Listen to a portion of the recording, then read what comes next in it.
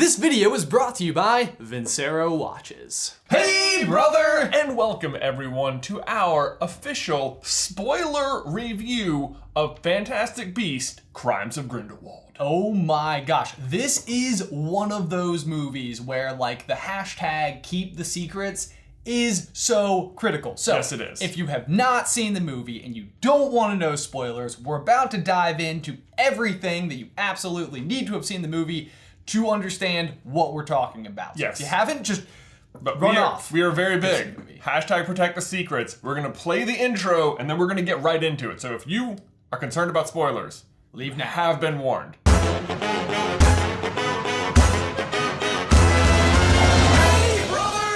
Guys, but before we get started, I have to give a huge thank you to today's sponsor, Vincero Watches. They are running their epic pre-Black Friday sale with their biggest discounts of the season available right now. Check it out in the link in the description down below. You guys may have noticed in videos recently that I have been wearing mine all the time, and I absolutely love it. Personally, I actually love shopping, but watches can be so particularly difficult because they're so expensive, but one of the great things about these is that they're very affordable. And on top of already being very affordable, they are running their biggest sale of the year right now. You get 15% off orders over $100, 20% off orders over $200, and 25% orders over $400. Guys, I can tell you that I'm getting compliments on this watch all the time. It was not something that I expected at all, but people totally notice. If you're not sure what to get somebody, don't stress any longer. Get them one of these. I promise they're gonna love it. Check it out in the link in the description down below. Okay,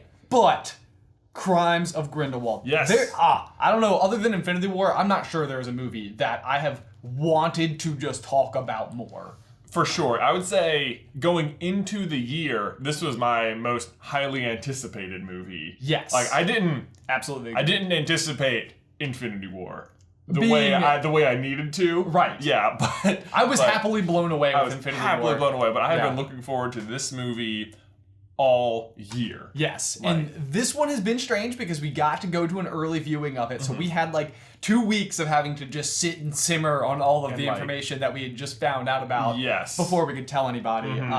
So I'm so excited to dive in and discuss everything because this movie is kind of all over the place. It is, and the more I discuss it with other people, I'm getting mixed reactions to what my experience was, and so it's been very interesting. Yes. Yeah. So my right out of the gate reaction is that I actually enjoyed the movie. Yeah. Like the first time I got to go see it, I thought the humor was on point, and I was like really like actively engaged with it.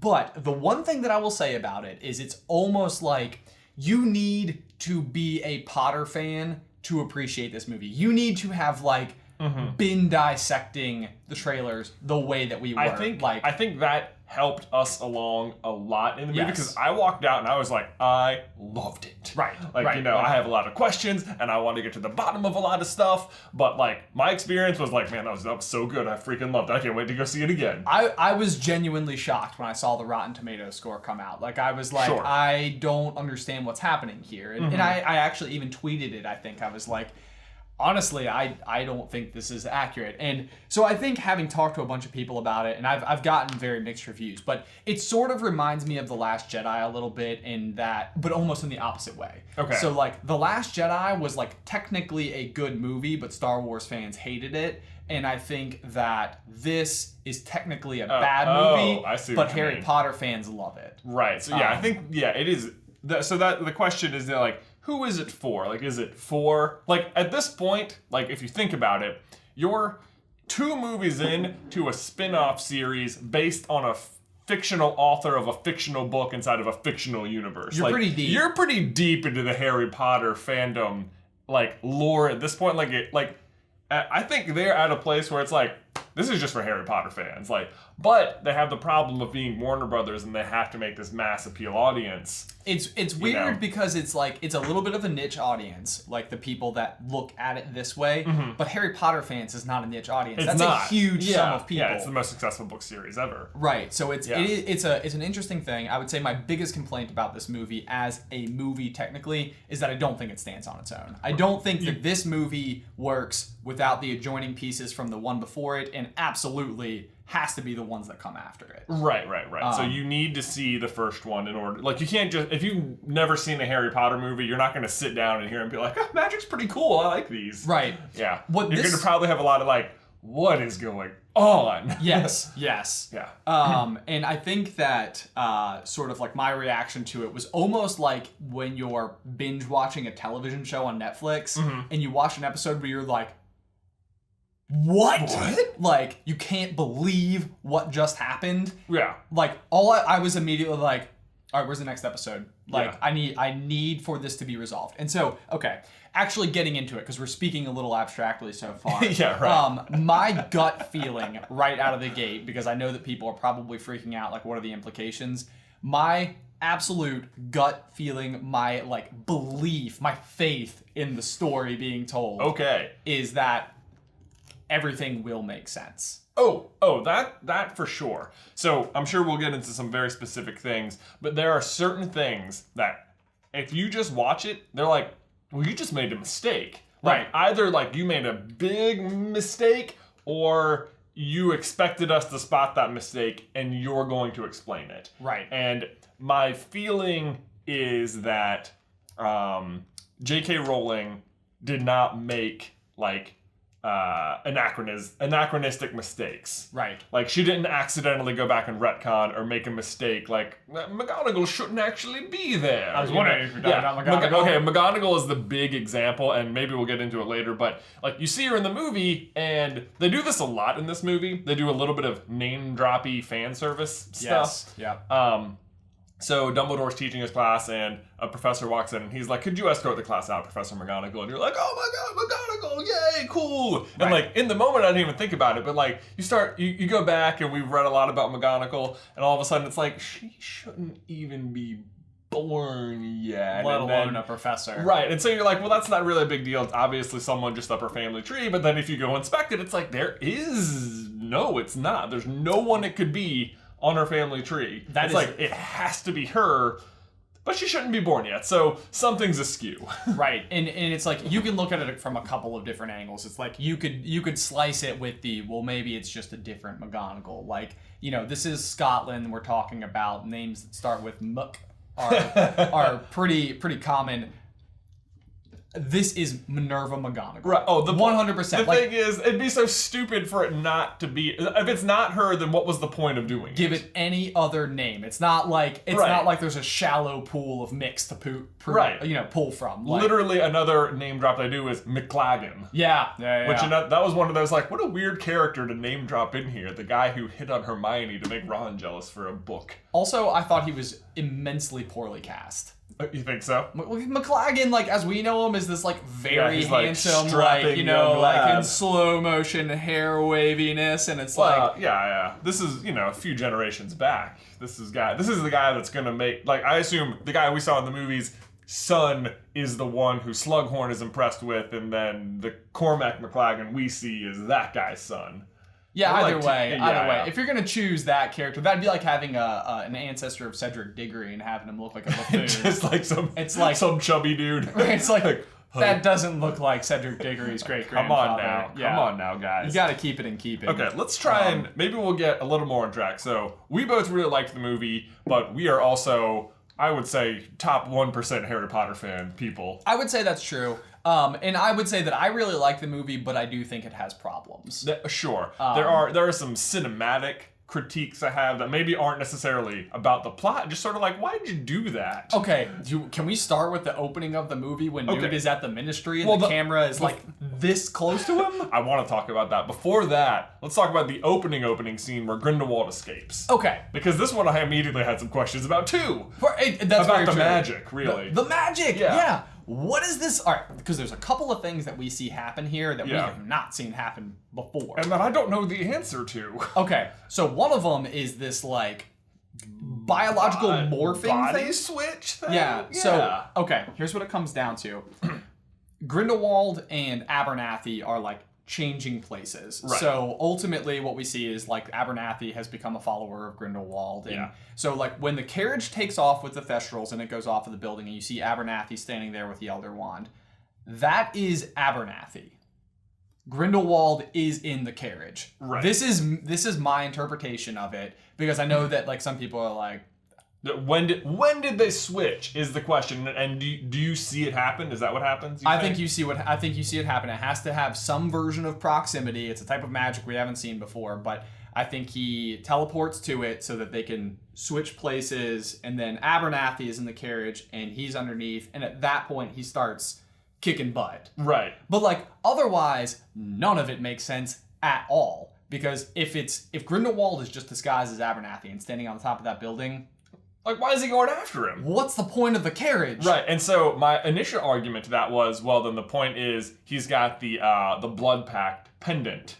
But Abernathy literally just handed But if that's it over. the case, then he's the one who gave it to him, because he would have already switched places and be like, we also found this, and handed it over, and have been like, if they've already switched places and it's Grindelwald standing there with the Elder Wand on the ledge, yes, then it makes no sense, because then what, you're just saving Abernathy for the sake of it? Because otherwise you already had the pendant, you already had the wand, and you there's a few times in the movie where you show that you don't really care that much about your followers, or it seems like you'd be happy to let this guy who obviously just switched sides die for the cause, for the greater good. For the greater good. Abernathy is effectively a pawn. I cannot be convinced otherwise. He is basically just there, like, because he's like a puppet. But so unless he seems to have the one that has this like power to like switch bodies or whatever.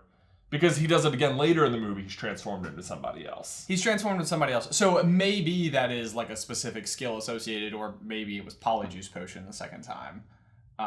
We don't know. The fact that we see him do it twice, it seems like, I don't know, it seems like it's a power associated with him because it happens twice. Okay. But then it's like, then why didn't it show up in the first movie at all? I don't know. I'll say that was not my interpretation of it, but I'll leave that at fair. Let's see if there's ever anything else that happens with it. The other weird thing is that after they switch places, Grindelwald comes in and restores his tongue.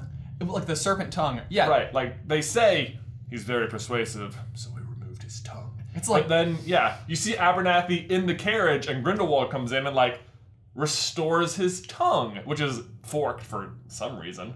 And you're like, what? Well, now wait a minute. Whose tongue did you remove? Right. Was it because if the person's tongue you removed was Abernathy, then that was the person you had in custody the whole time? Then is this whole rescue just about getting Abernathy back? Because that seems stupid too. It doesn't make sense, and it would mean that if that is the case, then all of the actions and crazy magic that Grindelwald, which would technically actually be Abernathy, on top of the carriage when he summons the snakes and he's like summoning lightning, that would all be Abernathy at that point, not Grindelwald. So it's weird. I need some explanation for what happened in that moment. Yeah, it's all bogus to me. That scene in particular, I think, they just wanted a fun action scene to open the movie. I think they wanted a fun action scene to open the movie. I think that they were trying to show like how tough Pickery is. That's the president, of the Makusa, by removing his tongue, and how dangerous just even like his silver tongue is by being able to manipulate people.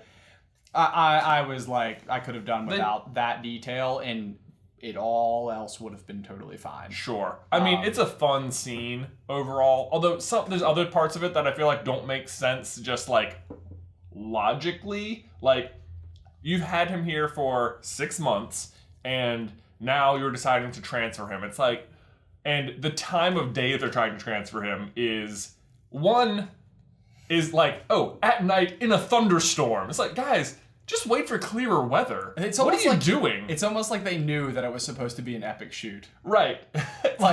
And also, let's do it during a rainstorm at night. Also, is the plan to put him in this carriage with the 4 Thestrals, and they're gonna fly from New York to London with the Thestrals? I saw the movie for the 3rd time last night, and I had that same thought where I was like, how far are they expecting to get? You're going across an entire ocean. Right, yeah. I don't know enough about how far Thestrals can fly, but I presume that is what their plan was. But like, there's a guy sitting outside. Like, you're gonna make this guy sit outside over the entire Atlantic Ocean? Oh, and like 4 people on broomsticks. Yeah. Who would all be back there. All back there. Like, are you bringing him to a boat? And I don't know.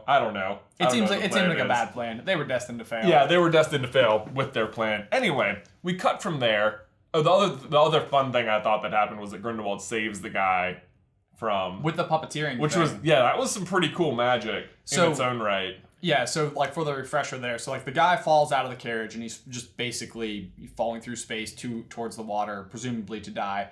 And Grindelwald, I guess, sort of is like almost timing it and just literally like you can see him reach out, grab the wand, cast the spell, stops him right before he hits the water and falls in the water. Yeah.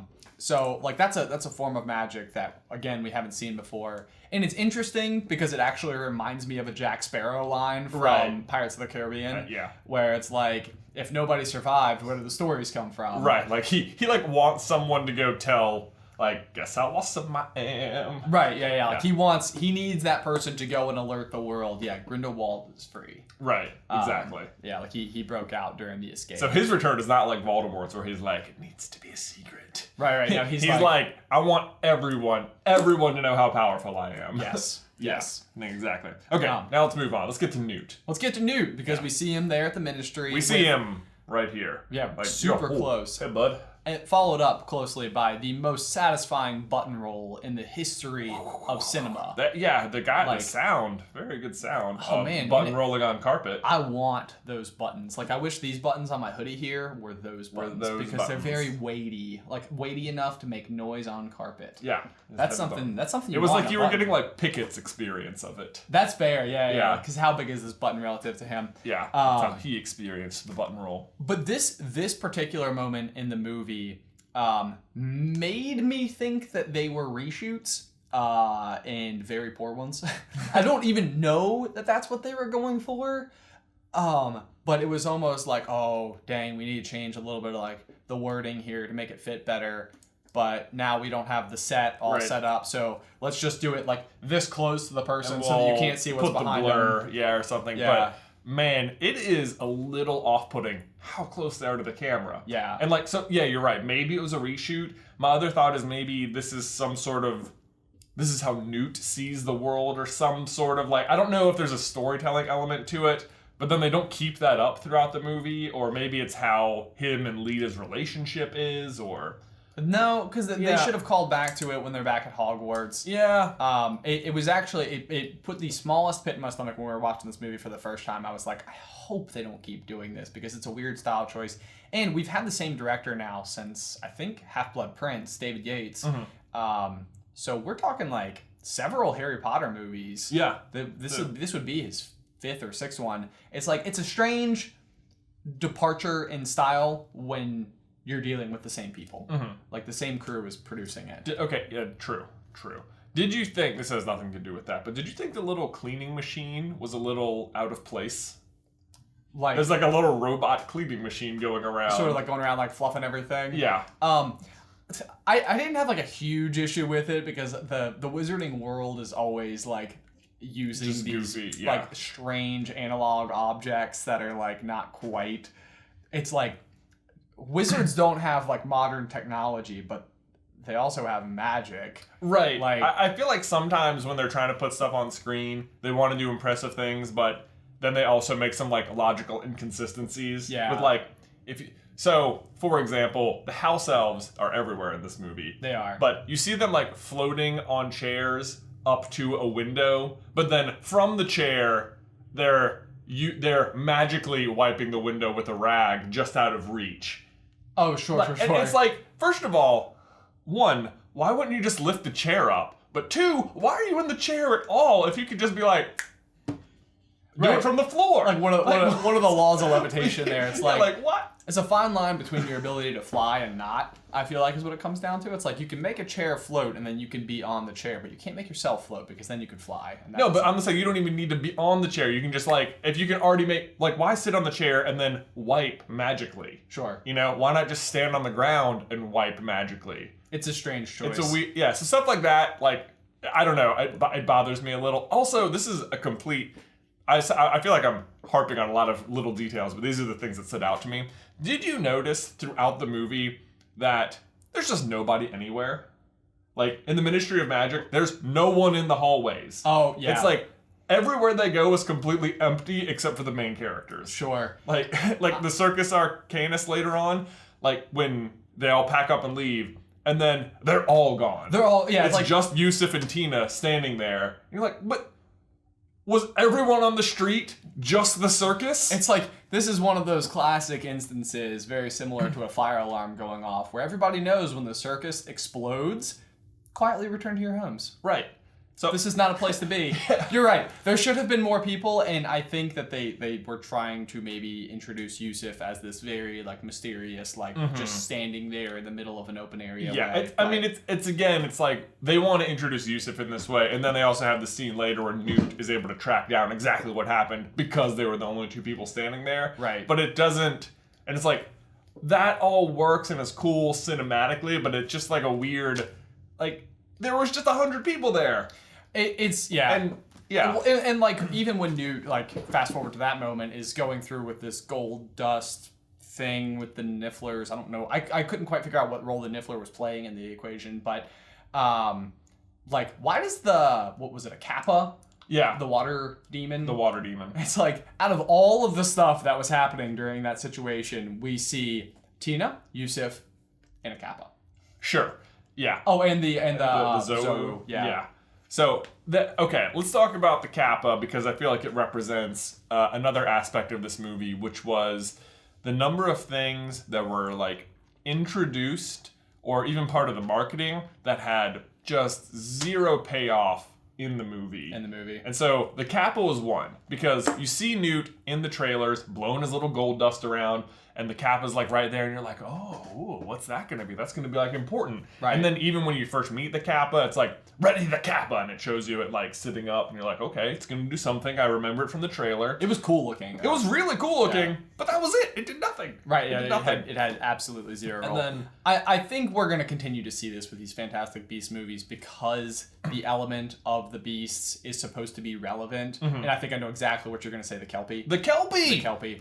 So the Kelpie's another one where they showed us this shot. And I was frustrated with this because I did feel like it was a misdirect. Like we've seen in Newt's case before that he is able to make these landscapes that like make the creature feel at home. Yep.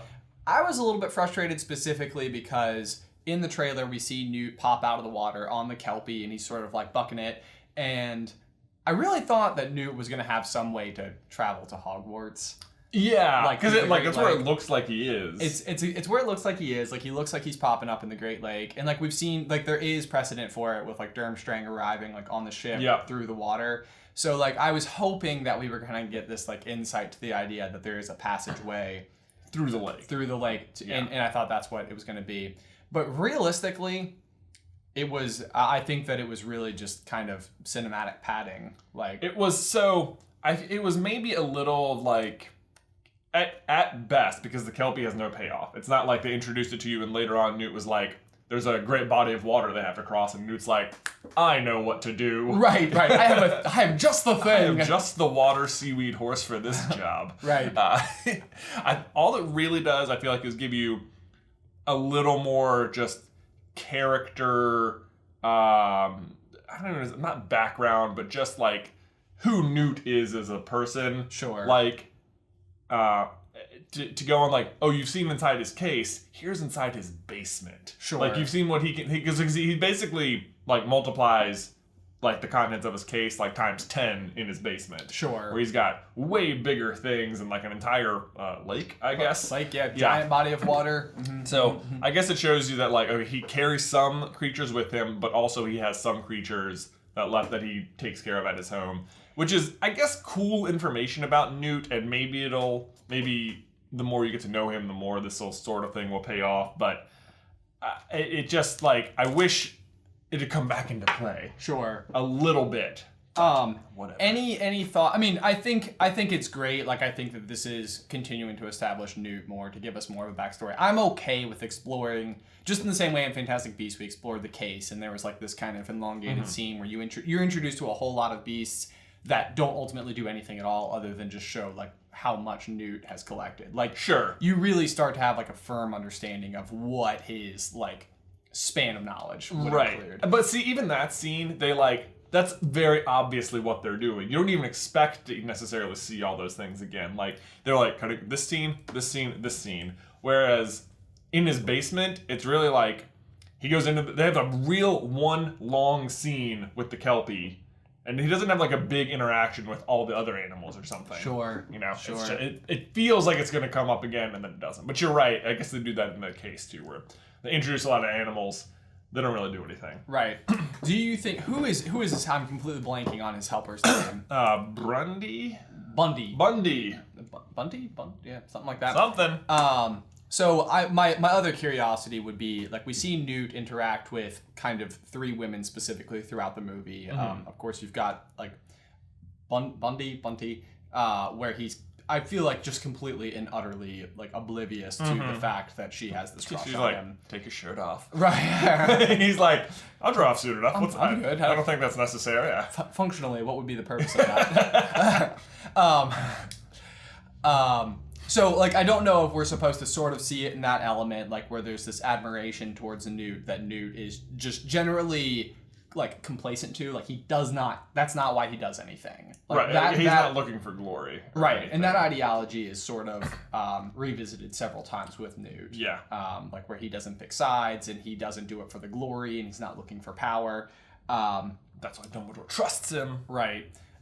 Then you've got Tina, of course, who he is, like, just, you can tell, like, if there is anything other than beasts that matter to him, it's Tina. Oh, yeah. Which, case in point, is when Queenie and Jacob arrive at his apartment, and he, like, goes and checks the door, and it's just like... Right, because he's not even expecting them to show up. Right. They just show up, and he's like, oh, you two are here. And then, like, all of a sudden he's like, what? Wait a second. Right, I gotta go check, yeah. Then, oh, she's not here. And then we've got him with Lita. So you see, like, these three different interactions, and I feel like they maybe all are supposed to leverage, like, a different thought as to how, like, Newt perceives himself and the outside world a little bit. Lita, I think, so that my big point there is that maybe that's also part of it, is that his interaction with Bundy, whatever it is supposed to just tell us more about. I think that is one of her purposes, and the other one is just so that you don't think he has abandoned the animals at his house. Sure. Like, nope, they are in almost as good a hands. Sure. Okay, so then let's move on to Lita and Newt's relationship, because this was one that I thought was particularly curious throughout the movie. Okay. There's a couple of different things that I would want to talk about. The first is when he first runs into Lita in the ministry in the beginning, they sort of have this conversation going back to their days at Hogwarts, where he had made this, there are no strange beasts, only blinkered people. Right. And Lita's like, how long did you get detention for saying that to so-and-so? And like a month. Yeah. And then Lita's like, remember I set off a bunch of dung bombs so I could join you? And Newt is like, no. Nope. I don't remember that. Like, yeah. I think that is sort of like a layered reaction. So, Michael, okay, so do you think he actually doesn't remember, or he's saying, like, I'd rather not think about it? I think that he's like, that chapter of my life is completely closed and I'm not willing to go through it. Like, I don't want to go back to it. I don't think that Newt is, like, hurt or even hung up on Lita. I agree. I don't think he's hung up on her at all. I think Lita is hung up on Newt. Hard. Like, really hard. Yeah. And yet she's marrying Theseus, which seems so weird. It's very There's suspect. no explanation for it. None whatsoever. It's like, Lita and Newt had a great relationship. Now she's marrying his brother. Like, that was kind of like what you got from the marketing of the movie, and it's still what you're left with. It's still what you're left with. It still makes absolutely no sense. There's no explanation. Right. It's just sort of like, that's how it is. That's how it is. Which makes me think that maybe some version of it is ulterior motives for Lita in terms of the grand scheme of the story, or an attempt to make Newt jealous. Because even like, so of course there's this thing where Tina thinks that Newt is engaged to Lita Lestrange. Which is sort of a weird plot device where it's like, Tina and Newt clearly like each other, and at the end of the first movie it seems obvious that they're going to get together, and it seems like they wanted to, like, let's make, we need some tension between them again, so there was a misprint in a news article. Okay. Which is like, okay, and now we're dealing with it for a whole movie. It has a plot function though, in that the clipping from the magazine article specifically shows Lita like holding Newt's arm, right, and like Theseus off to the side. Like, so she's literally posing for the picture with, again, Bunty, Newt, herself, and Theseus, and it's like with her fiance right there. She's like all over Newt, right?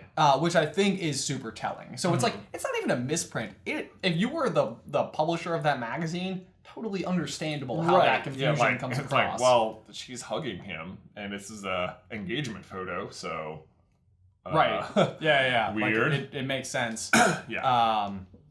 So I don't know. Yeah, it's confusing. But so fast forwarding like a lot towards the end of the movie, there's this moment with Lita Lestrange where this is a cinematic thing I liked. This was interesting. This was well done. So you're on Newt, flashes to Lita. She says, this is like, she knows it's her final moment, and goes, "I love you." And then it cuts back to both of them. No. It does. It's better than that. It goes from Newt to Lita, "I love you, Theseus." It is like, Newt is staring directly at her, and you cut to Lita, you think she's staring at him, and then they cut to Theseus, and then they like cut back to Lita, she dies, and then they cut back to both of them, and you're like, who'd she say it to? Newt. I feel like it's definitely Newt. It's definitely Newt. 100%. But so, what are the ramifications of that? Like, so what? You know? I have a working theory here, I have nothing to truly back it up with yet, which is why this would not be like a theory video. This would just be like me talking out loud. I think that Lita is lying. I think so much of what's happening here is being misrepresented. So we are taking information as fact because it is almost revealed to us in this way that's like, that's not the truth. This is the truth, because there's this hidden piece of information. And so it's like, oh, crazy. It reinforces the fact to us, the viewers, that it would be true information, that like Lita is responsible for the death of her because younger she's brother. correcting a lie. Obviously, she's telling the truth. Right. And I think that is not the case. And I think there's a lot of interesting things here that could stack up that would all of a sudden sort of like roll the thing forward. So Grindelwald has this way of appealing to everybody, like Queenie, for example. It's you want to marry a nomad? Guess what? I'm in favor of that. And then it's like, okay, this is what I want more than anything. I'm going to get behind this guy. Right. He's the answer. Somehow, I think in the 3 months after Grindelwald has escaped from New York City, so we have a 3-month span before it opens there is a gap. there. I think there is some potential that is when Lita and Theseus's relationship fires up, and there's all this undermining that's happening with Lita. That'd be interesting to know if the engagement happens during that 3 months. Right. Yeah. Right. Which I guess it could have, because it sounds like they do a lot of this like dropping one little liners that are easy to miss, but it's like, it sounds like what happened between Newt and Tina is that they had been exchanging letters back and forth pretty consistently. Right. And then all of a sudden she found this article where it said he was engaged to Lita Lestrange. Right. And she was like really hurt, because it was like, we were like, to what? Right. Like, you sent me your book. I read your book. You said in the letter, like, I love how obvious it is that Tina has not just read this book, but like studied this book. Yes. Oh my gosh. Tina, okay. Catherine Waterston and Eddie Redmayne are so good on camera together. They are amazing. My favorite part of the movie. Like, when I go back to the original Fantastic Beasts, that moment before like they get on the boat. Yes. It's like they crush it. Like, it's like I can go back and watch it and like get chills and cry and like I'm happy at the same time. It's all great. It's very good. The salamander scene is God. It is the best scene in the movie. It is. It is the best scene in the movie. I'm not supposed to say it. I'm not. I love when he's talking to Jacob and he's like, she has eyes like salamanders. And he's like, don't say that. Never mind. I wasn't going to coach you. You need coaching. Right. Okay. Do not say don't mention salamanders. Don't mention. He's talking to her and you're like, oh man, it's so funny. And she like finishes the sentence for him like, I want a shirt that just says, like, they finish each other's salamander. Yes, they finish each other's salamanders. But, so she's obviously read the book because she knows exactly the imagery he's painting about how he thinks about how, like, beautiful her eyes are. Right. And then... And even in this moment, though, you get this glimpse as to, like, Eddie Redmayne is in, like, a major franchisey type movie, but he's also a spectacular actor. Yeah. And he's got this moment where you can, like, see him, like, fighting heart and brain. Yeah. Where he's like... It's like, you can just tell he wants to. Oh, it's so good. It's so it made me so happy. Yeah, and then she says salamander. Yeah. And then the other thing she obviously has read the book for is when she, like, waves a little Zoe thing and gets it back in the case. It's so good. Okay, maybe you've seen the movie one more time than me. Yeah. When he first meets her in the sewer, does she say Newt the first time she sees him? Because she abruptly starts calling him Mr. Scamander. Very, like, we're not on good terms, Mr. Scamander. I think it goes back to, like, that opening, like, moment of their interaction in New York where, like, he had failed to obliviate Jacob and she's like, I'm gonna have to bring you in, and, like, goes through this whole thing and she's just so annoyed with him the entire time. Right. She absolutely is going back to this, like, all business. Right. Mr. Scamander, this is a professional interaction amongst professionals. That's right. There's nothing between us. Right. Mr. Scamander. I like it. So that's how you know. So, like, when in the future, like, if she calls him whenever Newt's in trouble, it's like, it's Mr. Scamander when they're not. Right. All right, that talks about those two. Let's talk about Queenie, because this is one of our predictions that totally came true. Totally got it. Nailed it. Oh man, and I feel like I wish I could say that we were, like, super, like, figuring everything out, but I feel like the posters maybe gave it away, where you had, like, all the posters. Yeah, this was all marketing. I wouldn't have guessed this at all without the direction that she's facing in the poster versus, like, the known heroes. Yep. No, it was definitely a strange way to get the prediction right, but Queenie is kind of crazy. She is losing it. She is losing it. Yeah. You can unraveling. You can tell that she is very desperately clinging to this idea. Well, it's like the frustration with with, like, keeping no mages and wizards apart in America has, like, reached a boiling point for her. Right. Where, like, she maybe always disagreed with it, but then once she fell in love, she's just like, this sucks. Right. And functionally for the movie, they represent in a much smaller way what the whole argument is about. Right. The whole argument is basically about this statute of secrecy and sort of, like, rising up over top of the non-wizarding community. And the issue is that both the Ministry and Grindelwald are wrong. Like, and I think that's where, like, the sides thing even comes into play in such a huge way. It's like, Ministry is way too strict. They're like, definitely stay apart. Right. And, like, Dumbledore even says that to Travers when he visits him in his office. He's like, your strict laws about this, like, you're driving people directly into his arms. So it's like, really the answer is, like, somewhere in here. And I think that Queenie and Jacob represent that perfectly. Yeah. It also with Queenie, I feel like what we saw sort of at the end during Grindelwald's big, like, lecture and gathering is, like, we kind of saw a bunch of different pairs break in half. Yeah. So, like, we see Creedence break from Nagini, and we see Queenie break from Jacob. Newt and Tina standing strong. Lita breaks from Theseus. Right. And or Newt. It's Newt. It's Newt, but Poor Theseus. Like, it's... Yeah, I won't even go into it. I'll table that for a different discussion. Okay. But, I don't know. Yeah, I think it's interesting. I think that Queenie provides a certain ability to Grindelwald with her ability as, like, a Legilimens. Yeah, for sure. That's a super powerful tool all of a sudden. The big issue I have with her turn is they make it seem like this was, like, a planned thing by Grindelwald, which I'm kind of like, nope. like he had his eye on her. Right. From a while ago. And that's something that we're going to need more backstory on. Like, I've wondered if even somehow, some way in that 3 months, Grindelwald tipped Queenie off to the idea of traveling to London in order to get Newt into the equation. It's I don't think so. I think he was, I don't know how long he was Percival Graves for, but, like, Queenie worked at the Ministry. Sure. So he could have, like, at least known who she was and maybe known about this ability, but I don't think Grindelwald sent Queenie to London. I think she comes on her own accord because they can get married there. I don't know.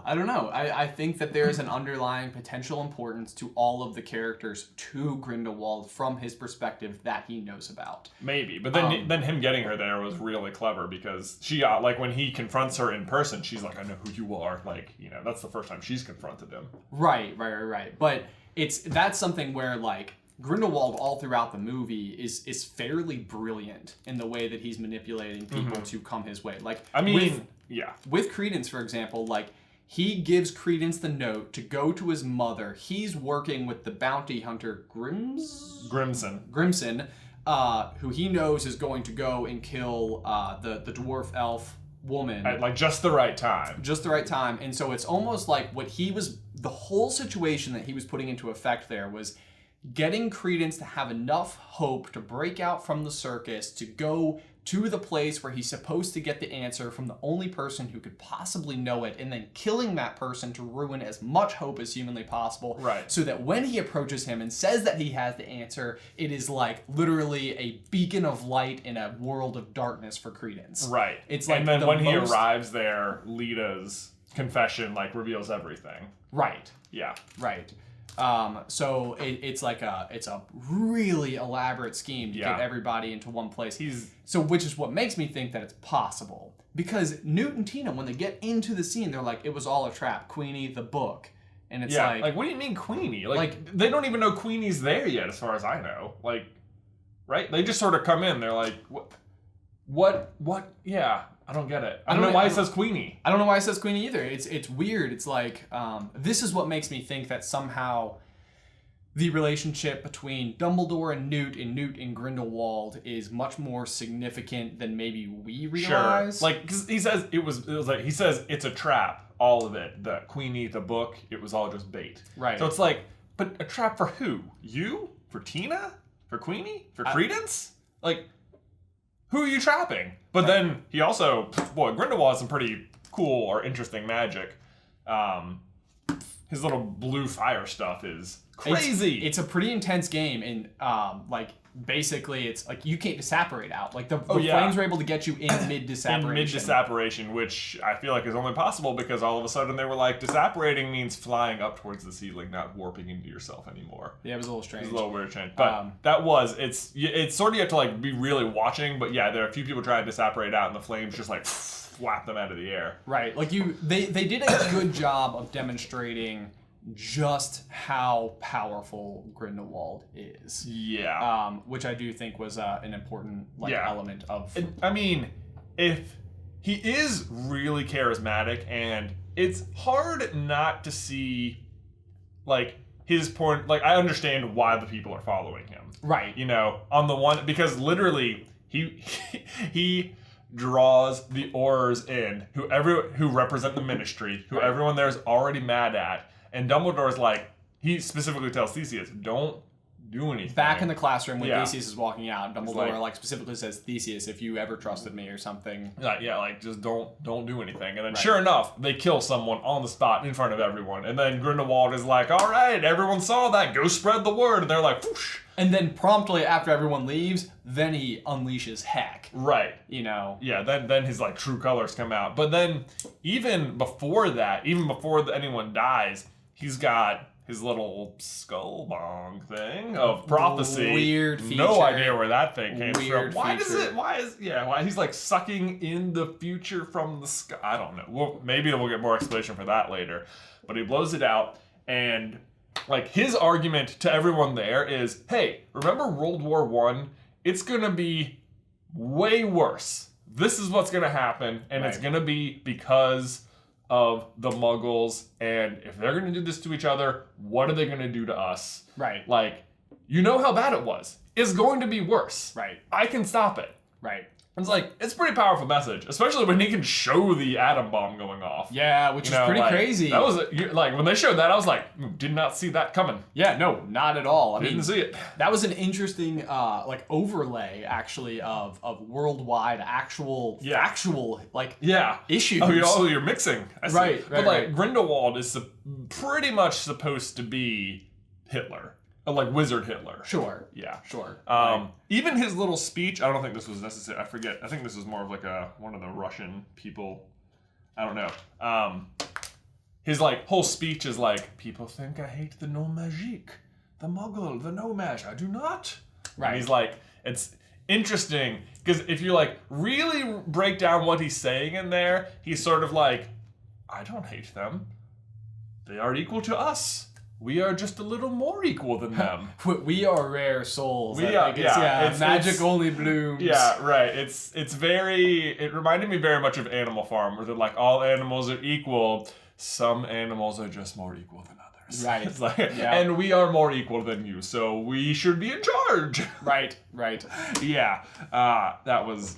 It's a pretty good speech. I mean, what did you think of Johnny Depp?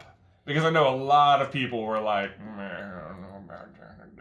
Right, I know. Yeah, like I know that this was a pretty fierce debate over how he did, or the casting of him point blank. I think he did a good job. I think so too. I was definitely in camp. Why did you cast Johnny Depp? Yeah, no, I was not a fan of the casting call. I was not a fan of the casting call, but I thought it was a good I wasn't like, well, I'm just staring at Johnny Depp the whole time. Like, I really felt like it was Grindelwald. You treat him like Grindelwald. Yeah. I think that would be the biggest thing for me, is that like I was not preoccupied with who it was. Mm-hmm. That being said, like I don't know if maybe there's not like still yet a better person who could have played it. But it wasn't something that Colin Farrell. Colin Farrell, yeah, I know, right? Like you could have just given Colin Farrell blonde hair, and it would have been like, oh, now I see. Anyway, okay, yeah, let's roll with that. Anyway, I think we're coming close on time here. Well, let's see. We haven't talked about Dumbledore yet. Okay, Jude Law. Let's talk Dumbledore, because Dumbledore is interesting. I thought Jude Law crushed it. Yeah, I thought very he good. had like the total air about him. He, I don't know. I thought it played well. The only thing about Dumbledore is we are looking at him through this lens of, we know he's like a pure spirit, soul, whatever the case may be. His argument to Newt on the bridge, like in the opener, like where they're having that conversation and they keep like moving around and evading people and stuff, is pretty dang manipulative towards Newt. Sure. This is how Dumbledore always is, even with Harry. He's just like, I know. And you get the sense from Aberforth too that like, yeah, I know what happened. Right. It's like, I mean, you talk about Grindelwald's silver tongue, but like, I can't say that I don't think that Dumbledore's got that same skill. It's like they're matched in wizarding ability and their ability to compel. Right, they're very compelling people. And like, it's even maybe audacious a little bit of Dumbledore to be like, you know why I've always admired you, Newt? Like, as if to say that his admiration is in some way, shape, or form worth more than others. Exactly. Is more equal than others. Is more equal than others, going back to that idea. I still thought that Dumbledore absolutely killed it. Yeah. Okay, although you brought this up this morning. Interesting problem with the blood pact. Interesting. Okay, so we get to see the Mirror of Erised. All sorts of things. It looked like a brother wand when he cuts his hand. Whatever. We'll talk. We don't need to dive into that now. The short and sweet of that is that basically there's a couple of different rumors about which wand that Dumbledore has. The one that he cuts his hand open with for the blood pact is the original set wand, not the wand he's holding for the rest of the movie. Third wand. Yes, we have an entire video about how it could be the brother wand to the elder wand. Full video by clicking the card. But anyway, the bigger problem is that you see them do this and they like join hands and you're like, oh man, they were like so passionate and stuff and whatever. And then you learn at the end of the movie that when Newt returns the pendant to him, he's like, you made a blood pact not to fight each other, didn't you? Yes. Or whatever. Which, first of all, don't see why you couldn't tell anyone that to begin with. But second of all, we know that when the big three-way duel between Aberforth and Albus and Grindelwald happened, that was the last time Dumbledore saw Grindelwald until the big fight in 1945. And yet, they said as a result of the blood pact they could not fight. Right. And yet they must have fought there. Right. Which either means in that three-way duel they were not fighting. It was just like Dumbledore and Grindelwald versus Aberforth, or else like Aberforth versus Grindelwald and Dumbledore just like blocking everybody or something. Right.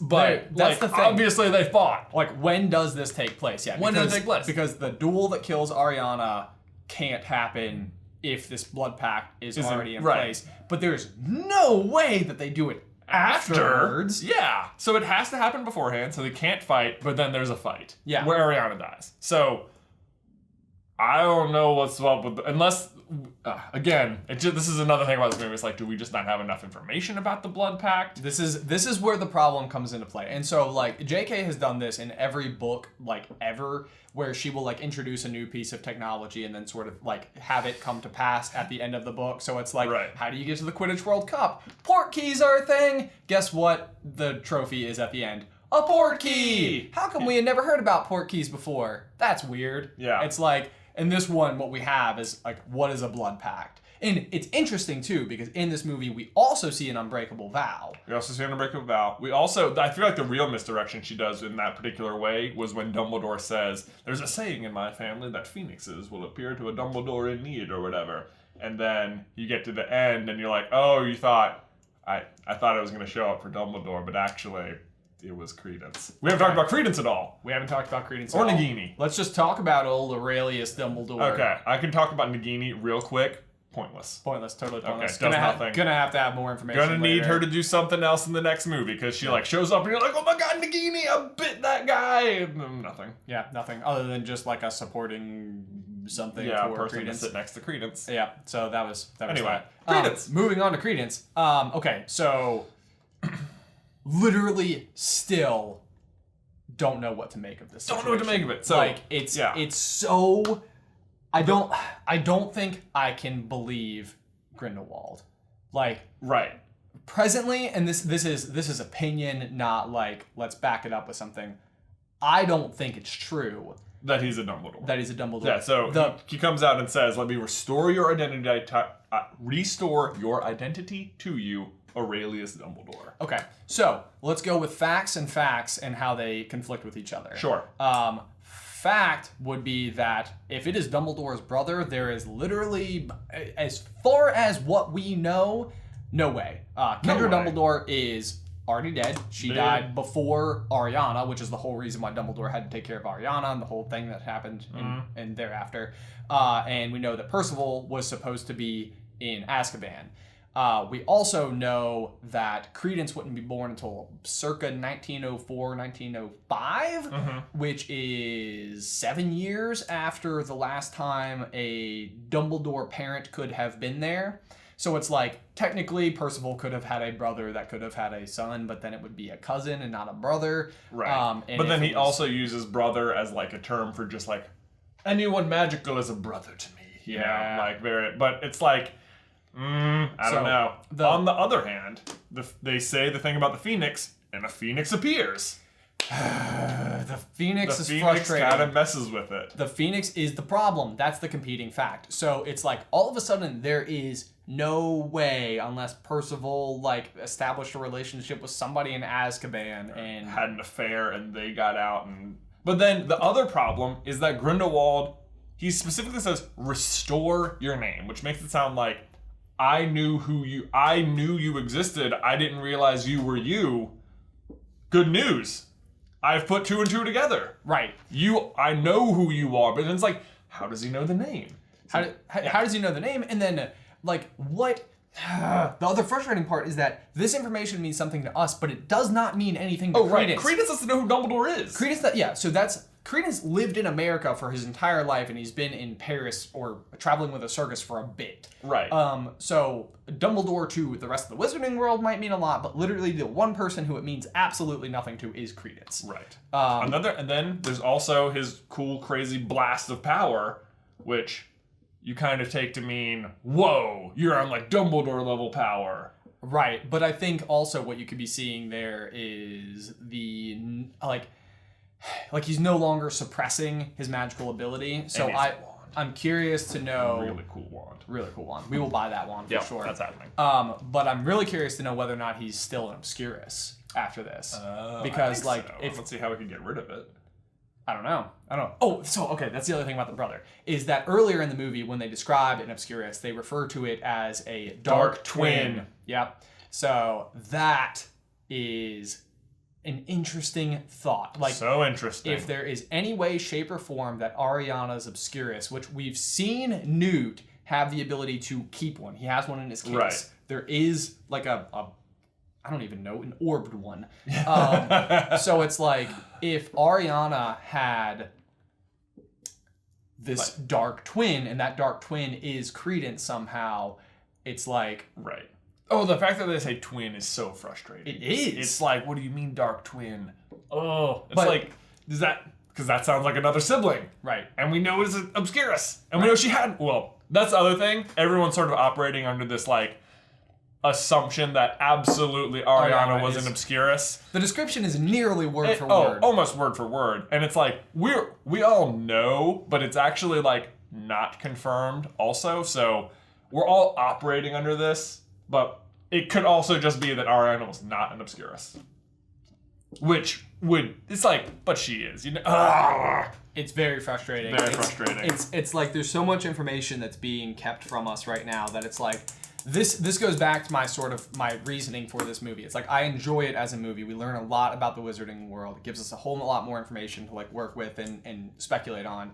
I don't think it works as a movie though. Like by itself, it doesn't like necessarily function, because it really just brought us more questions than gave us answers.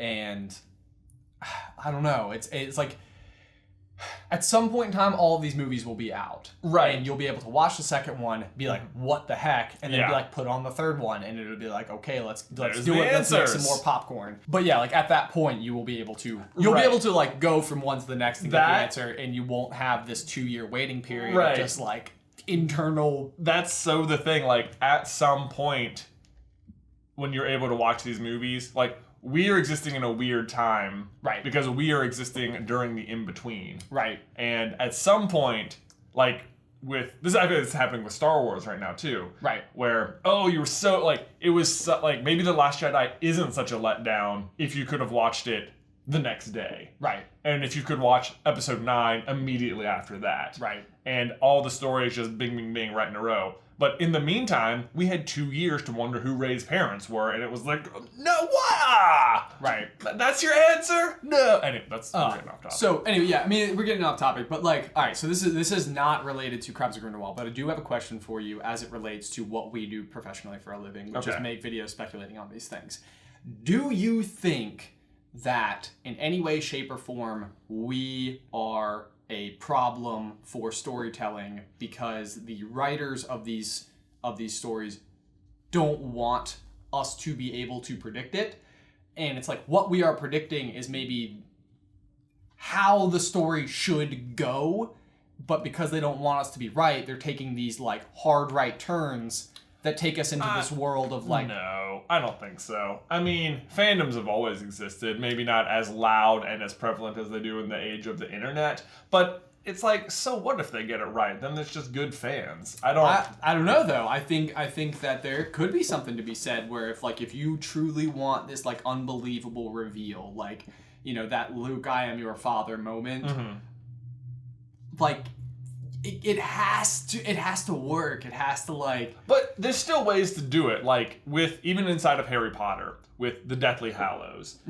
You have never heard of that term before Deathly Hallows comes out. Okay. You know? And it doesn't stop that book from being good. It introduces the whole idea in that book. It was completely unpredictable. Sure. No one knew about the Elder Wand. You know? There are some elements that come into play where you learn that, Harry had one the whole time, which is kind of cool. Right. But this is sort of the problem where that ended up working out so well because it was the end. It introduced all the things, but then it also closed. Right. And it was like, boom, oh, it all made sense. Right now it's like, here's all the things. Enjoy that. Enjoy that for 2 years. Okay. See you then. So then my follow-up question really quick, and this will be the last bit, is then do you think at all we are ruining it for ourselves in any way by making predictions and then being disappointed when we're wrong because we've become so acclimated to the idea that maybe we could be right? I'm not disappointed by anything that we predicted being wrong. Okay. I'm speaking more generally here. Yeah. I enjoyed this movie for what it's worth. That's not what I'm suggesting. I think this is what fandom is about, is predicting and guessing and like just coming together with the community to like geek out over it. Sure. Okay, well, so my question for everyone else is, and please leave your thoughts in the towel section down below, how do you feel about speculation pre-movie and then how it affects your appreciation of that movie and whether or not like the change in the prediction is better or worse? Yeah, like it's an interesting conversation. It is all it is. It's like I want to be right about some stuff, but I also want my mind to just be blown That's at the true. same time, you know? That's So, true. and it's a hard call for writing, but whatever. I mean, I enjoyed the movie. I loved the movie, like I said at the beginning of this. Okay, so I thought it was great. scale of 1 to 10. Give me your number. I'm gonna give it an 8 out of 10. An 8 8 out of 10. Yep. That's where I'm gonna go. I think literally, I was thinking 8.5. Oh, you think 8.5? There you go. Yeah, so I think that this movie has appreciation. I think I do stand by my sense that in terms of like a cinematic thing, I think it probably does rank closer to like a 4.5. Maybe. But For my personal enjoyment, right, and I got a lot. That's what I always go back to is my theater enjoyment of it. So like when I saw The Force Awakens in theaters, I loved it. Right. And nobody to this day has ever been able to convince me that it's not the best Star Wars movie. Right. Like I don't think there's a good argument for that.